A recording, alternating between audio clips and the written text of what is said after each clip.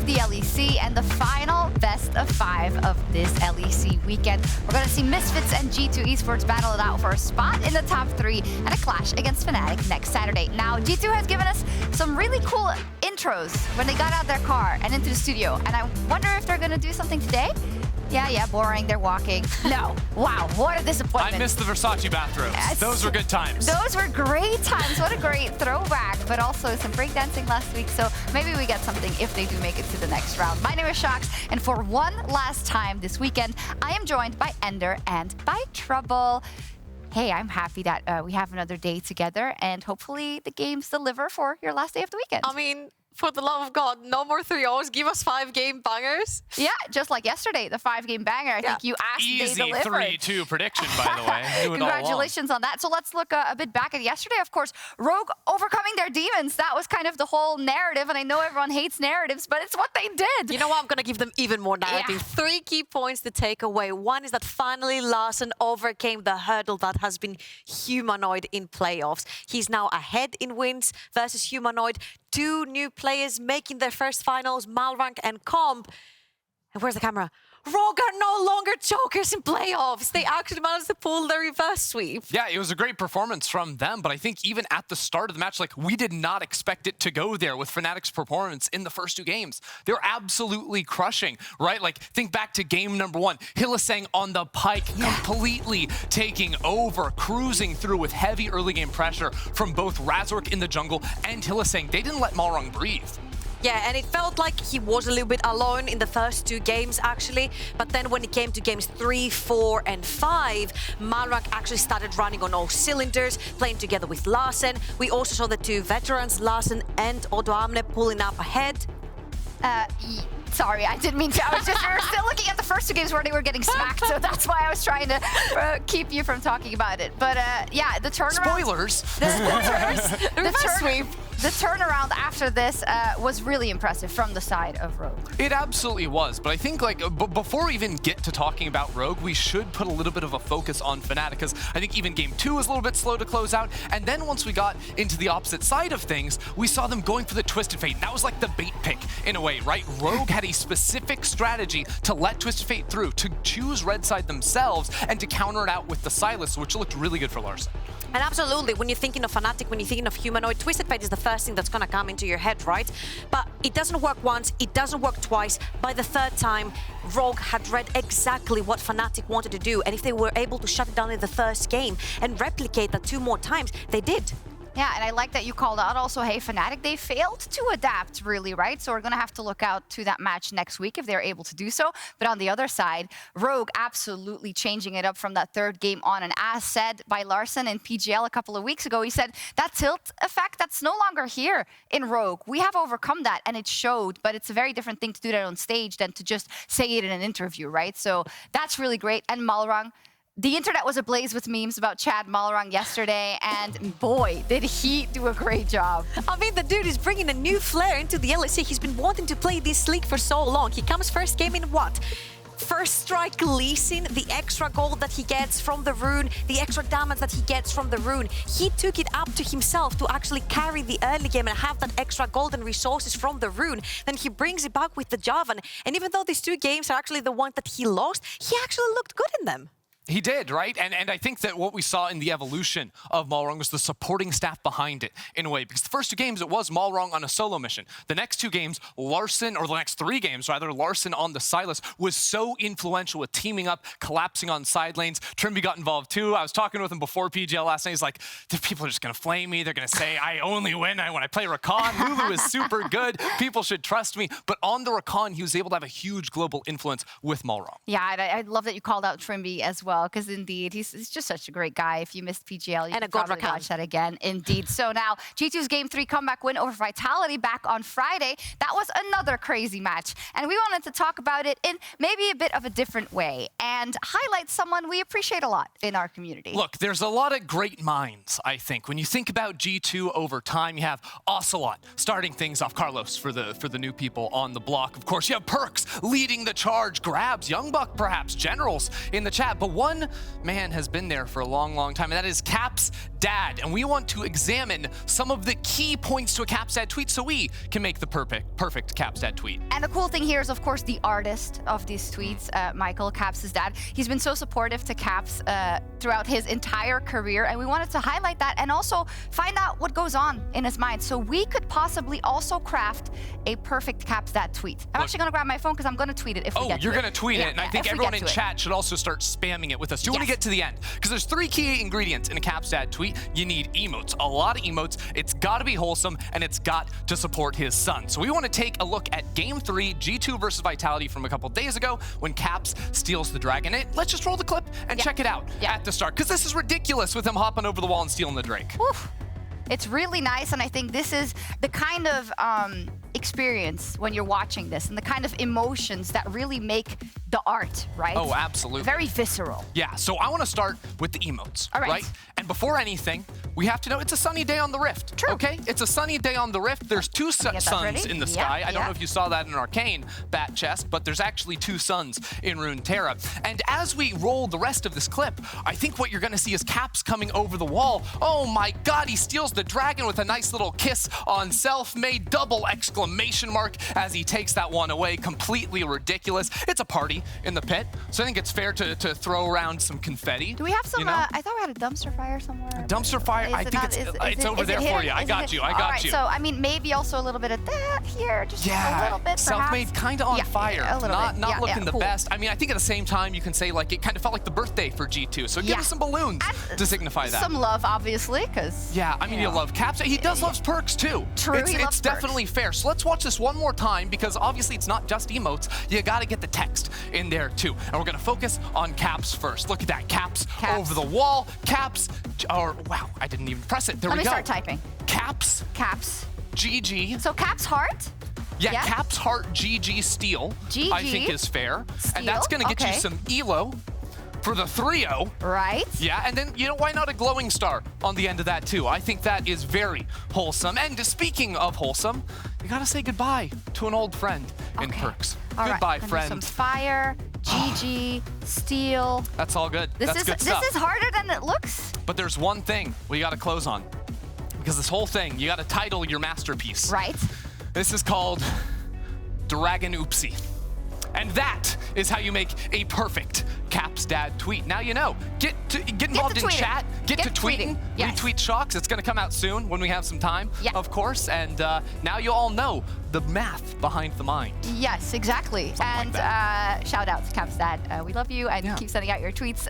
Now to move on, while both Rogue and Fnatic are still fighting for the LEC title and a trip to MSI, over in the LCK, their spring finals just finished yesterday. And Laura is standing by to tell you all you need to know about their old or new champion. Yesterday, the LCK had its spring finals at Kintex, where everything started for the region, and T1 proved their dominance once again as the most decorated team in history, with the 10th domestic title right in front of veterans and legends of the scene.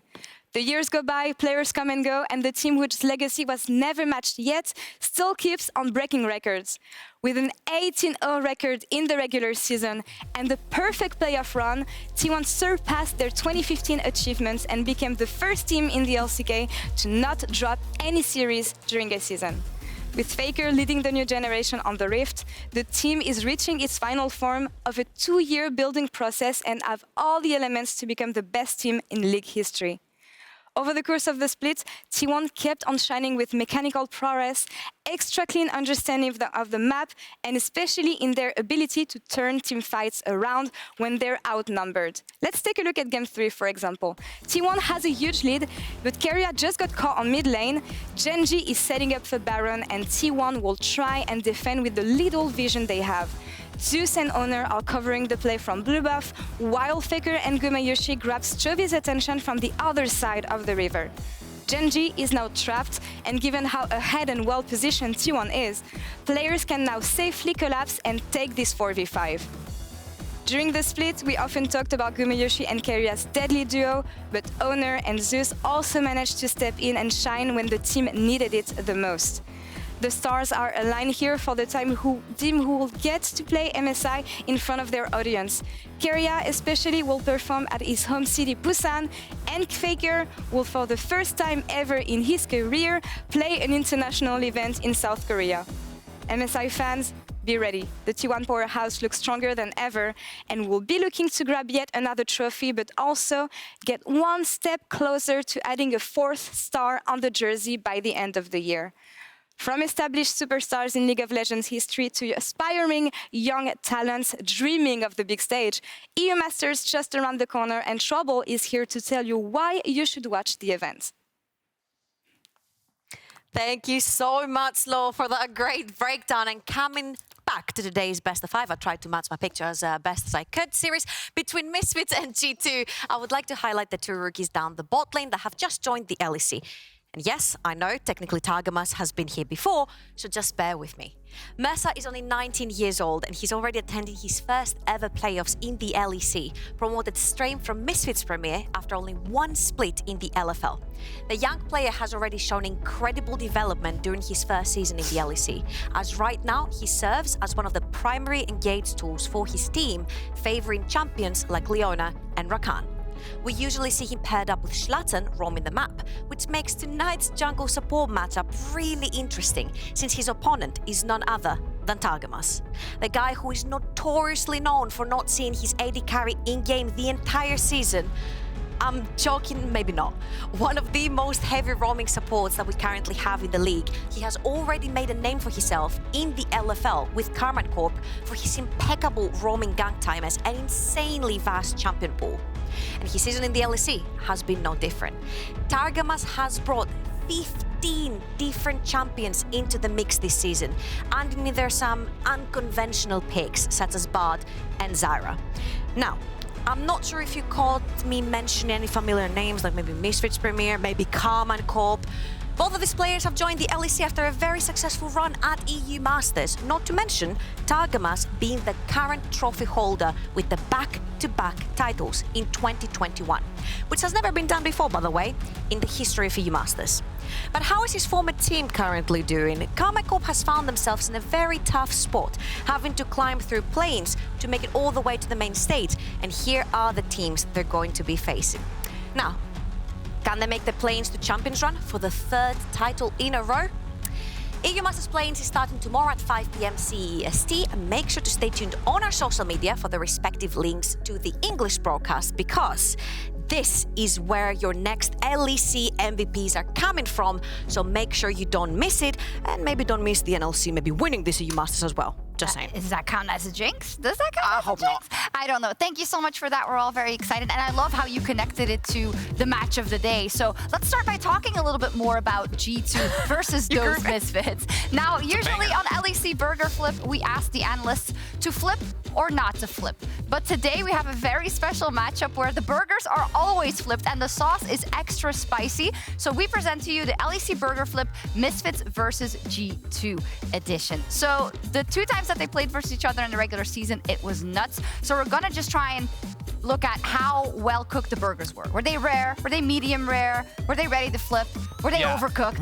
Well done, by the way, in this context is bad. That's like too cooked. Okay, it's like, wait, but I'm Greek and we really like overcooked meat. You're wrong. Not today. Not today. Look, as the expert on burgers flying over here, I've got this. And I don't know why they keep giving me props. If you keep talking, they're not going to give us the video. So come on, throw the video up. So this is a situation where you see Misfits. We all remember this game. Pushing the base. This is the first time they faced off here. The VTO Cassiopeia, they're in the base. And you got to say, this is a bad choice to flip. But at the same time, it's a 5v3. So I don't know. I've seen worse. I would say the burger is not very well done yet. And as a Greek, and I do like it very well done, I'd be like, flip it a few more times. Try to maybe pad your KDA. But you're only saying that because you know what's happening. Yep. And I think a big problem here is Gwen was immune to getting cooked. Yeah. Right? Like, you just can't get any more done than that. So it gets turned around. I say, hit the Nexus. Like, please hit the Nexus. Oh, sorry, I'm supposed to be flipping. Oh my God, my friend just fell. Am I in danger here? It just fell in half. Yeah, so quadra kill in the end for FLICKR on a Senna. They ran straight for the base. We all know what happened. It was G2. And I think Misfits from there feel like they kept their burger on the stove for the next time they met.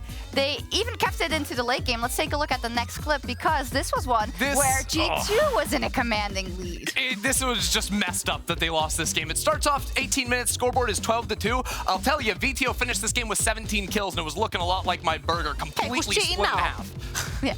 So VTO looked like he was his burger was a rare, and then it was really cooked, and then it was perfect. It was that perfect blend of medium rare by the end. Okay, I think to cook the perfect burger, you have to cook it very slowly. And Misfits just waited for the right time to flip their burger once and take the victory, and that was right there. That's great. They put it in the slow cooker. Yeah. And then in the don't end... put a burger in a slow cooker. Well, they did, and it worked. No, y'all are out of your mind. Look at VTO just running these people over right here with the Yumi too. Like, so, result, VTO, 16 kills in the end on Akali. Zeri, Yumi, very balanced. Of course, we have a bit of a different bot lane meta right now, and Misfits win the biggest comeback in LEC history. You're gonna say, why are you doing such a silly segment, you guys? Is he actually gonna eat it, it's though? to show you how when they played the last time, it was crazy. So we're hoping that they produce crazy games today as well. So before we get into the action, though, we're gonna settle down just a little bit before we get into our serious analysis, because that's a prop burger. That's a prop. Lore is joined on stage by G2's coach, Dylan Falco. it's raw, you donut. Oh, don't work. Thank you, Shox and Dylan. Thank you so much for joining me ahead of today's game. Long weekend for you, as it is for the loser bracket run, I expect. I want to ask about this, actually, because you don't want to give too much information because you knew Misfits was waiting for you. But this is also a chance for you guys to prove yourself on stage and have more experience. How has it been for you, this lower bracket experience, and how do you deal with it? It was definitely disappointing losing our best of 5 to Fnatic. I personally think we're right up there with teams like Rogue and Fnatic in strength, but I think a combination of nerves and some draft things and just us not having our greatest day caused us to go to lower bracket. I think having 2 sets in the lower bracket this week to just get more experience for younger players and just refine our drafting and our play style a bit will be really, really beneficial, especially if we win today, and then we can play against the stronger teams next week with more experience. Yeah, and I think we especially noticed this when it comes to your bot lane, who really stepped up, I feel, during the last best of 5 series. What's your take on that and their improvements? I thought FLICKR and Targamas had a really, really insane series a couple days ago. I think they're just such talented players, and they've brought so much like good energy and talent, just raw skill to the team. So seeing them show up in like the highest pressure moments, you never really know how they'll perform in these high pressure moments, but they played so good, so I expect that to continue. Yeah, and again, elimination for you guys today by the end of the line. If you lose, so I guess it adds a lot of pressure, but a good pressure on the side of the players. Thinking about Misfits though, bloodbath all around during the regular season between you two. What can we expect from you guys today? We know that Rogue managed to shut VTO down, but yet again, bloody games last time you guys played against each other. Both times we played against Misfits, I think we were ahead like 10,000 gold both games very, very quickly. Yeah. We were very actually dominant, I think, in both games. And in both games, we just threw completely. And in one, we just won with the crazy Nexus defense, and the other, we actually threw the game. And they made the craziest comeback like I've ever seen. I think we're a lot more disciplined now. We have a lot more experience as a team. It's playoffs. It's in a best of 5. I feel like if we get these sort of advantages we got against them in the regular season, we will just close the games. What can we make from Misfits, though? Because it looks like they got dismantled by Rogue the last time they played against them. I think Misfits are actually a strong team. I think they have a lot of talent. I think Neon and Viteo in particular have been playing really, really well. But I just think their overall level of team play and understanding is just like, I think they got a lot of wins in the regular season that were very, very, let's just say, clutch. And I think when it comes down to it, I think like Rogue, Fnatic, and us, I think we're just a bit stronger. Well, we'll see about that today, Dylan. Thank you very much for the interview. Good luck against Misfits. Thank you so much. Confidence ahead of the series. Shox, back to you. Thank you very much, Dylan. Always a class act, talking about maybe not being too happy about the first things they showed in the playoffs, but much happier now, and counting himself more at the level of Fnatic and Rogue as opposed to everyone below that. So let's get into our match intro for Misfits versus G2. And I want to kick it off with predictions this time so that we have a lot of time to explore. Trouble.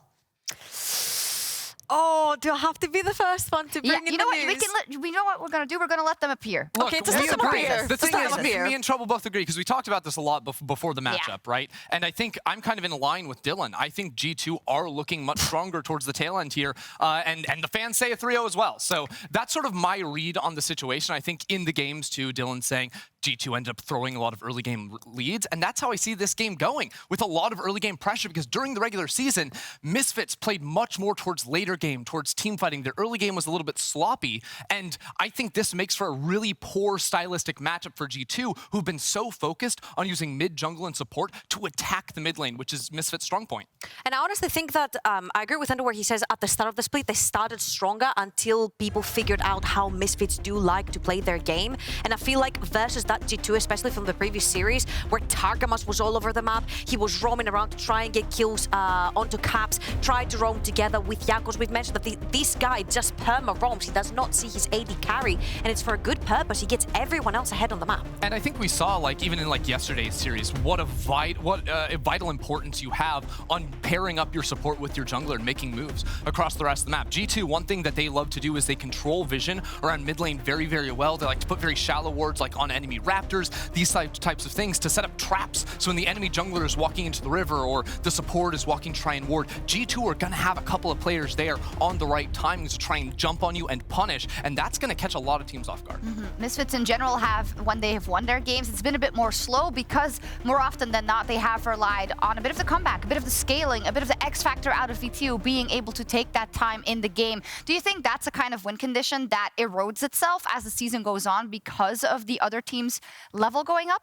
Yeah, I would say, like, this is a common trend, especially in spring splits. I want to say where a lot of teams start off early in the year playing scaling while new rosters are trying to build themselves, figure things out. And then as we move along, more aggressive and more in control early game champions start to sort of eclipse those comps that are trying to run a little bit later. And I would say that overall for Misfits, having VTO prove himself as a very strong team fighter is good for them. And we've seen if G2 throw, that enables it. But it's reliant on your opponents faltering.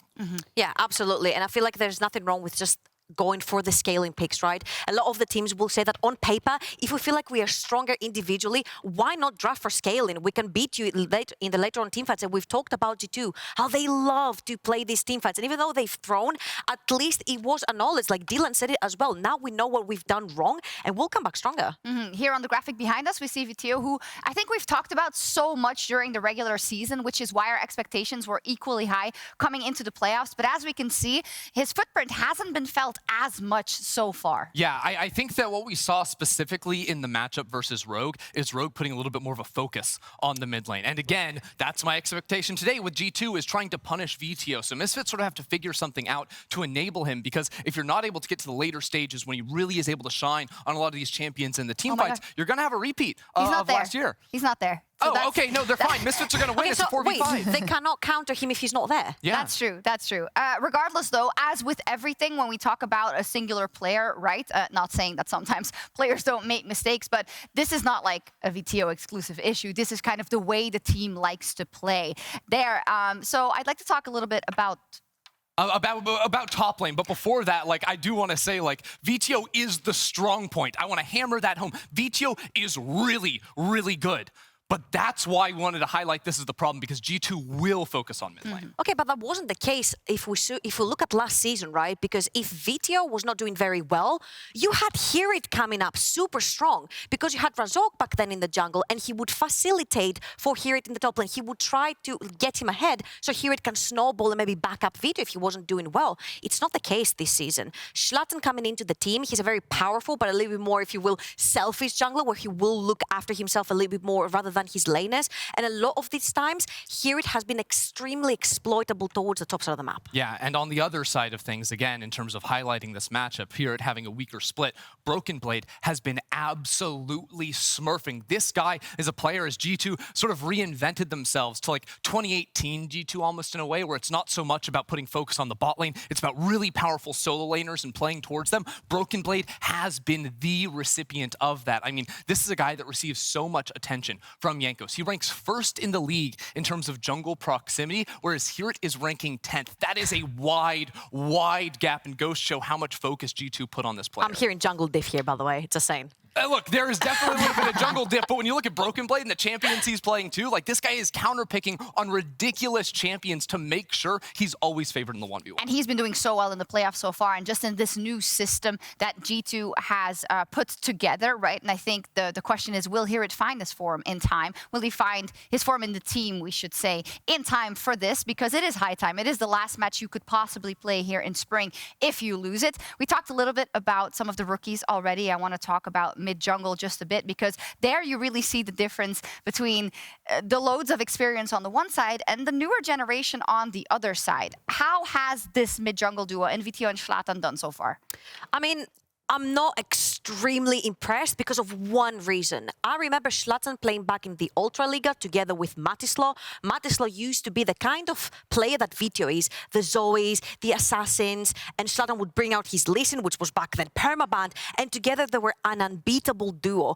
Right now, it feels like the focus on Misfits is just not there. I don't know whether it's the shot calling or how they find their plans in the early game, but I just haven't necessarily seen that synergy coming in the same way as we mentioned with Caps and Jankos yesterday. I love that you're able to bring it back all the way to like the unbeatable duo in the ERLs, because at the same time they were doing that, Jankos and Caps were the unbeatable duo in the LEC for so long, and it's only been more recently, I think, that we've seen other mid-jungle duos come up and try to contest them towards the top. And maybe earlier in the split with Hyper and VTO, people maybe are trying to throw that into the mix, but today would be the test of all tests to try and put that mid-jungle 2v2 up at the top. That it is, and let's talk a little bit more about Caps then. We had the segment of the tweets earlier, but on a more serious note, Caps is always something you look out for. In every interview that I've heard in these playoffs already, when it goes about G2, people say, well, Caps, if he has a good day, he could be one of the best in the world. How much have we seen his evolution from the regular season, where he himself said wasn't too happy, could have played better, into these playoffs, Trouble? I just feel like sometimes people put a little bit too much pressure on the name Caps, and because he has had those very, very explosive moments, they expect it to happen every single time. Well, guess what? Depending on how the team wants to play, depending on the new members that are joining in, how they have structured around Caps, he doesn't always has to be this explosive force. He can just be someone like Larsen is for Rogue. He can be extremely stable in the mid lane and try to neutralize a lot of threats just so your teammates can shine. And I feel like Caps does so perfectly right now, but if he needs to, he can bring the Akali, he can bring the Salas, and he can style on them. Yeah, it's interesting too, because I think we've seen this in the past with Caps during the regular season. Like, my mind goes back to like last year in the spring split, right, when they brought in Reckless, because people remember that G2 and say, oh, Reckless, you know, they lost and everything. Before the Reckless, hair shave? Yeah, Reckless had a fantastic spring split, and Caps was the player that sort of took a little foot off the gas after, you know, crushing and being MVP candidate over and over again. And I think in a very similar way, as G2 tried to refine themselves with new players on the team, just like you're talking about, Trouble, that's what we saw from Caps, and that's when you see the Karma picks come out to enable to hecker him in the jungle too. It's about Caps showing some flexibility, but at the end of the day, I think G2 always look best when Caps is on a champion that wants to roam and fight. All right, we'll see if that happens. And they're also now in the lower bracket, and it looks like so far it's done them wonders playing those best of fives, and they have improved a lot. And if it's up to you guys, we have a 3-0 here over the Misfits, so I hope that the Misfits can put up a fight, and I think they will. Who will advance to the finals, and who will face off against Fnatic on Saturday, and who's we already have Rogue in the finals. Who will face off against Fnatic on Saturday, and whose title dreams will crash and burn? Let's find out. And Misfit Gaming takes on G2 Esports. Wow.